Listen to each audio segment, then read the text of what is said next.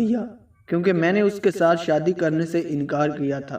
دراصل وہ ہمارے گھر کے بہت قریب ہی رہتا تھا اور آتے جاتے مجھے دیکھتا رہتا تھا۔ اس نے گھر رشتہ بھیجا تو میں نے انکار کر دیا، اور میرے ابا نے بھی، کیونکہ وہ کوئی کام نہیں کرتا تھا۔ ویسے تو ہم لوگ بھی غریب تھے، لیکن پھر بھی کوئی نہ کوئی کام تو ہونا چاہیے۔ انسان کو یہ تو پتا ہو کہ 2 وقت کی روٹی تو نصیب ہو جائے گی۔ اس کے ساتھ ایسا بھی نہیں تھا۔ اس کا اپنا باپ اس سے تنگ تھا اور کہتا تھا کہ میں اس کا جیب خرچ بھی بند کر دوں گا۔ لیکن ایک دن اس نے بہت ہی بری چال چلی۔ میرا اسکول میں آخری سال تھا، میٹرک سے زیادہ ہمارے ہاں تعلیم نہیں کروائی جاتی تھی۔ اس نے اسکول کے باہر آ کے کہا کہ میرے ابا کا ایکسیڈنٹ ہو گیا ہے اور ان کو ہسپتال لے کر گئے ہیں۔ اسے کہا کہ وہ مجھے لے کر ہسپتال پہنچ جائے۔ میں بہت زیادہ گھبرا گئی کہ میرے بابا کو نہ جانے کیا ہو گیا۔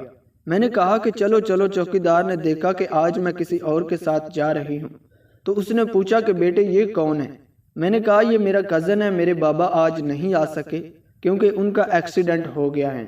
میں اس کے ساتھ جا رہی تھی۔ وہ مجھے ایک سنسان جگہ پر لے گیا جو کسی کا گھر تھا جو ابھی بن رہا تھا۔ وہاں اس نے مجھے بے ہوش کر دیا اور میری ایسی تصویریں بنائی جس سے یہ ثابت ہو رہا تھا کہ میرا اس کے ساتھ کوئی چکر ہے۔ اس کے بعد میں واپس آ گئی اور جب میں نے اس سے پوچھا کہ یہ سب کچھ کیوں کیا تو اس نے کہا کہ میں مذاق کر رہا تھا۔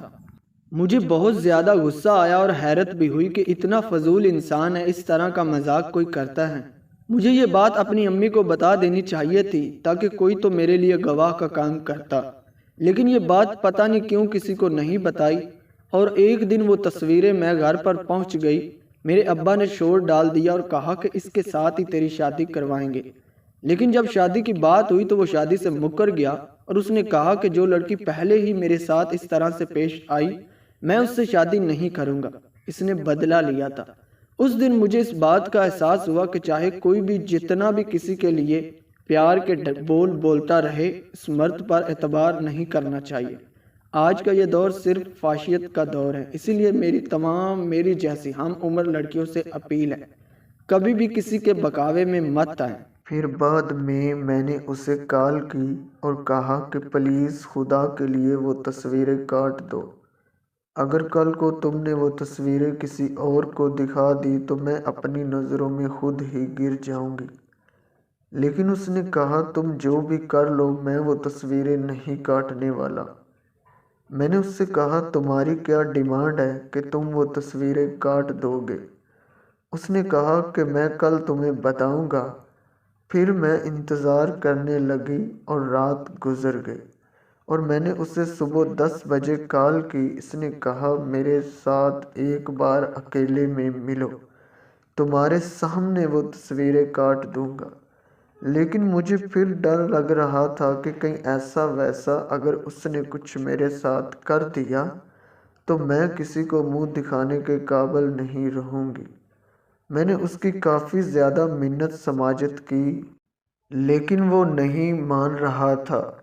آخرکار مجھے اس کی بات ماننا پڑی اور میں چلی گئی، لیکن میں جیسے سوچ رہی تھی ویسا کچھ نہیں تھا۔ اس نے کہا تمہیں اپنی غلطی کا احساس ہو گیا ہے اور مجھے اپنی غلطی کا۔ پھر میرے سامنے اس نے تصویریں کاٹ دی اور یوں میں نے اس سے جان چھڑائی۔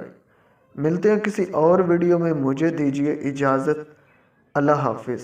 لیکن آپ لوگ چینل کو سبسکرائب نہیں کرتے، ویڈیو دیکھ لیتے ہو، یہ غلط بات ہے۔